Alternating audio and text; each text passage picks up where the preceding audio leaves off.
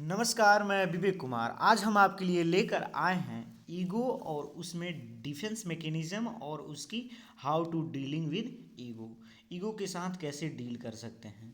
तो सबसे पहले डिफिनीशन से हम स्टार्ट करते हैं कि आखिर इसकी डिफिनेशंस क्या होती है।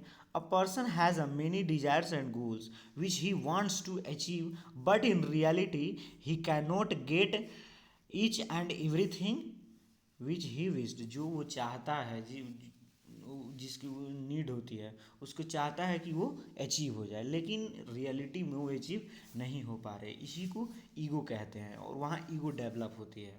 और ईगो डेवलप होने से हमको क्या रिजल्ट मिलेगा।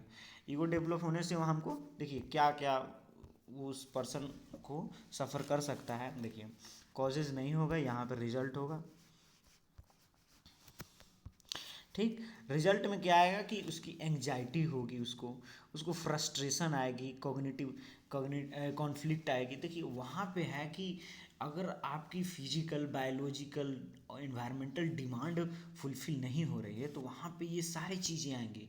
फियर भी होगी, anxiety, frustration, conflict, feeling of guilty भी होगी। आदमी अपने आप को बदनसीब और अपने आप को कमज़ोर समझने लगेगा ईगो से। ठीक, उसकी डिफेंस मैकेनिज्म क्या है। डिफेंस मैकेनिज्म देखते हैं। डिफेंस मैकेनिज्म, आखिर डिफेंस मैकेनिज्म होता क्या है। To deal with anxiety conflict persons use some protective measures that is known as defence mechanism. उस एंग्जाइटी और कॉन्फ्लिक्ट को ओवरकम करने के लिए, उसको कम करने के लिए कुछ प्रोटेक्टिव मेजर्स यूज करते हैं। उसी को हम क्या कहते हैं, डिफेंस मैकेनिज्म। तो एक यहाँ पे साइकोलॉजिस्ट हैं सिगमंड फ्यूड साहब ने, इन्होंने कहा कि डिफेंस मैकेनिज्म को हम हमारे तरफ से कि उसमें एक ईद होंगे, एक ईगो होगा और एक सुपर ईगो होगा। यानी उसको defence mechanism works on real anxiety पर वर्क्स करेंगे। देखते हैं कैसे।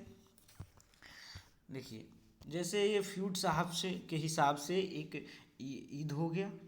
ठीक, ईगो और सुपर ईगो, इन्होंने कहा तीन चीज़ होती है। ईद का काम होता है कि उसके बायोलॉजिकल इम्पल्सेस जो होती है उसके अकॉर्डिंग वो काम करते हैं।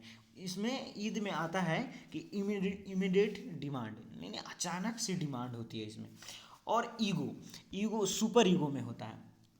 ईगो के हम बाद में बात करेंगे। सुपर ईगो, सुपर ईगो में होता है कि आपकी जो डिमांड है वो मोरल होगी, अपने एक व्यक्तित्व, अपने एक सामाजिक रूप से सबको देखते हुए होगी। और ईगो जो होगा दोनों को मेंटेन करेगा, इन दोनों को मेंटेन करके चलेगा।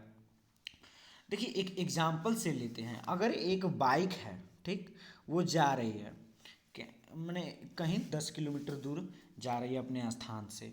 ठीक, उस पर एक आदमी बैठा हुआ है। वो एक समय सोचता है कि उसका ईद सोचेगा कि बायोलॉजिकल इम्पल्सेस कहेंगे भाई इतना स्पीड चला ना जो बहुत जल्दी पहुंच जाए। लेकिन उसका सुपर ईगो कहेगा नहीं, एक्सीडेंट हो सकता है, उसमें बहुत कुछ हो सकती है उतने फास्ट चलाने पर, और हम क्यों चले उतना पर, कोई ज़रूरत नहीं है।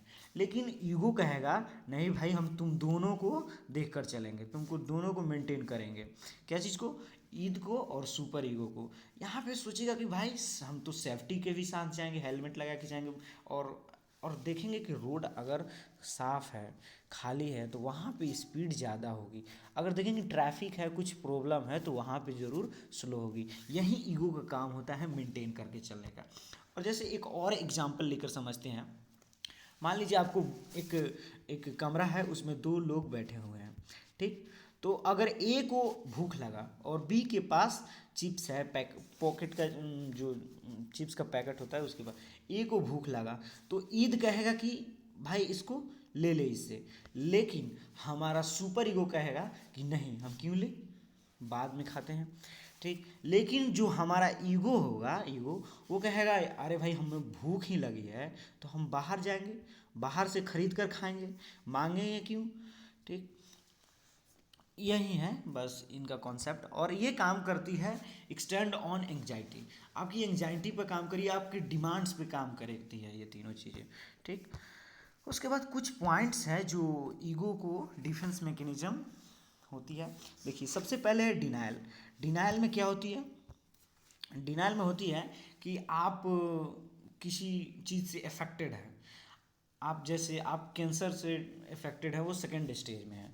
तो कोई व्यक्ति अगर अपने आप टेंशन लेगा उसको, जो हम भाई सेकेंड स्टेज में चले गए हैं, तो वो तो और जल्दी चल जाए, यहाँ से चला जाएगा, डेड कर जाएगा। लेकिन उसको जब तक डिनाइल नहीं करेगा तब तक कुछ देर तक और सरवाइव कर सकता है। जब डिनाइल करेगा वो व्यक्ति उस चीज़ों को, तो और कुछ दिनों तक सरवाइव कर सकता है। उसके बाद आते हैं आइडेंटिफिकेशन। आइडेंटिफिकेशन में होती है कि मेरी आइडेंटिफिकेशन यहाँ से है। अगर कोई एम्स से कोई डिग्री कर रहा है, कोई कोर्स कर रहा है, तो वो कहेगा मेरी आइडेंटिफिकेशन एम्स से है। उसके बाद फैंटेसी में होती है कि डे ड्रीमिंग। ये होती है डे ड्रीमिंग। डे ड्रीमिंग में होती है कि खुली आंखों से सपने लोग देखते हैं, चारों तरफ अच्छा ही अच्छा है, भले हो रियल में लेजी हो, लेकिन वो खुली आंखों से सपने देखते हैं कि सब कुछ अच्छा चल रहा है, मैं क्लास का टॉपर हूँ, ऐसा होता है उसके पास। उसके बाद प्रोजेक्शन में कहते हैं अपने ब्लेम करना, अपनी गलतियों को किसी दूसरे पर थोप देना, इसी को प्रोजेक्शन। और उसके बाद कहते हैं डिस्प्लेसमेंट होता है कि अगर आप एग्ज़ाम में आप कर रहे हैं कि अच्छा हमने किया है, भले रियल में अच्छा नहीं किया है, जिसके वजह से आपके टीचर ने मार्क्स नहीं दिए हो, लेकिन स्टूडेंट टीचर को ही ब्लेम करते हैं। ठीक, इसमें भी ब्लेम ही आएगा, लेकिन इसका कोई मतलब अलग है। ठीक, उसके बाद आते हैं आइसोलेशन। देखिए, जैसे आप फीलिंग से सेपरेट हो रहे हैं, उसके आइडियाज़ को अपने रख रहे हैं और फीलिंग से सेपरेट हो रहे हैं। जैसे अगर किसी वाइफ का हस्बैंड का मर्डर हो गया है, ठीक, तो वो अपने इमोशनल टेंशन ना लेकर के अपने उसकी डिटेल्स में किसी के सामने उसको डिस्क्राइब करते हैं। ठीक, वहाँ पे आइसोलेशन होती है ये से। उसके बाद रेशनलाइजेशन यानी मेकिंग एक्सक्यूज बनाते हैं। जैसे अगर कोई चीज़ आपके पास है तो वो अच्छा है, लेकिन जो आपके पास नहीं है वो अच्छा नहीं है। यानी आप कह सकते हैं कि एक अंगूर मेरे हाथ में इसलिए नहीं है क्योंकि वो खट्टा है, वो आम इसलिए नहीं है मेरे पास क्योंकि वो मीठा है नहीं है। ठीक, अगर कोई अगर आपको कोई पसंद करता है, आप जिसे पसंद करते हैं अगर नहीं मिल पाती है, तो उसको आप वहाँ पे एक ब्लेम किया जाता है, वहाँ के एक्सक्यूज बनाया जाता है, वो अच्छी नहीं है इसीलिए मेरी नहीं है, वो आगे। ठीक, उसके बाद रीग्रेशन, बहुत ही अच्छा देखिए यहाँ पे है रीग्रेशन में होता है कि जे आप चाइल्ड जैसे बिहेव करते हैं। अगर आपकी जॉब नहीं लगती है, आपकी एग्ज़ाम अच्छे नहीं जाते हैं, नहीं क्लियर कर पाते हैं, तो आप चाइल्ड जैसे वहाँ पे बिहेव करेंगे, वहाँ पे आप रोते भी हैं। ठीक, उसके बाद रिप्रेशन का मतलब है कि आप किसी चीज़ों को रिप्रेस कर रहे हैं, यानी सप्रेस कर रहे हैं। ठीक, आप जैसे आपके फैमिली में पास्ट में कोई एक्सीडेंट या कोई कुछ हुआ है, कोई प्रॉब्लम हुआ, तो उसको इग्नोर करके हम आगे बढ़ते हैं। ठीक, उसी को रिप्रेशन हुआ। विड्रॉल यानी आप किसी चीज़ को विड्रॉल कर रहे हैं, इग्नोर कर रहे हैं, रिमूव कर रहे हैं वहाँ से। अगर आपको किसी चीज़ की, अगर आपको जिस इन्वायरमेंट की एक्सेप्टेबल है वहीं जा रहे हैं, जो एक्सेप्टेबल नहीं है उसको विड्रॉ कर रहे हैं। ठीक, उसके बाद देखते हैं how to dealing with ego के साथ कैसे डील कर सकते हैं। ठीक, देखिए, फोकस ऑन एफर्ट, अपने एफर्ट पर, अपने स्किल पर फोकस करना चाहिए, ना कि कहीं और। लर्न टू मैनेजमेंट पर वर्क करना चाहिए, अपने जो लर्न कर रहे हैं उस पर मैनेजमेंट होना चाहिए।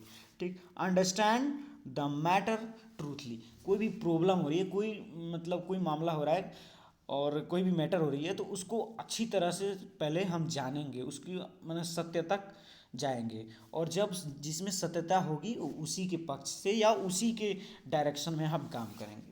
देखिए, nature goes to control behaviour. देखिए, ऐसा नेचर में बिहेवियर रखेंगे जो सोसाइटी के लिए एक्सेप्टेबल हो, उसी को गुड बिहेवियर कहा जाता है। यहाँ पे देखिए, गुड बिहेवियर किसी का जो सोसाइटी में एक्सेप्टेबल हो, वहीं गुड बिहेवियर होता है, उसी को हमको लेके चलना है। उसको देखिए, चूज द प्लेजर। उसके बाद always stay as a student, किसी भी व्यक्ति को हमेशा अगर आप एज ए स्टूडेंट के रखते हैं तो आप कहीं ना कहीं कुछ सीखेंगे और वहाँ पे आपका ईगो हर्ट नहीं होगा। अगर कोई आपसे कुछ क्वेश्चन करता है क्लास में, अगर आप टीचर हैं तो आप वहाँ पे अगर एज ए स्टूडेंट रहेंगे, अगर आपसे कोई गलतियाँ होंगी तो आप वहाँ कहोगे हाँ हाँ सीख लेते हैं हम इसको। तो एज ए स्टूडेंट अगर रहेंगे तो आपको ईगो हर्ट नहीं होगी। उसके बाद स्टॉप प्लेइंग वीडियो गेम। अगर आप वीडियो गेम नहीं खेलते हैं, लेकिन क्या होता है कि आप वीडियो गेम खेलते हैं तो वीडियो गेम में एक दिखाया जाता है कि आप किसी पर हावी हो रहे हैं, उसमें आप पर कोई हावी नहीं हो रहा है। तो वहाँ पे आप एक पॉजिटिविटी इतना ना आती है वहाँ पे कि आप में एक क्या कहते हैं ईगो बहुत बड़ा हो जाता है कि नहीं हमसे कोई जीत ही नहीं सकता। लेकिन रियल सोसाइटी में ऐसा होती नहीं है। रियल सोसाइटी में आपको कॉन्फ्लिक्ट आएगी, फ्रस्ट्रेशन आएगी और उसके बाद बहुत सारी गिल्टी भी उस जिसके कारण आपको फील करना पड़ सकता है। देखिए अब आप हम आते हैं आप देखिए ईगो के डील कैसे। देखिए अगर आपकी चॉइसेस लिमिट रहेंगे, ठीक, आपकी चॉइसेस जैसी आपकी कोई गोल्स हैं, नीड्स है, वो अगर आपकी सेलेक्टिव होंगी तो आपकी चॉइसेस कम होंगी। अगर चॉइसेस कम होंगी तो वहाँ पे आप फ्रस्ट्रेशन भी कम आएगी, गिल्टी भी नहीं फील होगी और वहाँ पे कन्फ्लिक्ट नहीं आएगा, वहाँ पे फ्रस्ट्रेशन नहीं आएगा, जिसके कारण आपकी पर्सनालिटी भी डेवलप करेगी। तो चलते हैं अगले वीडियो में, मिलते हैं।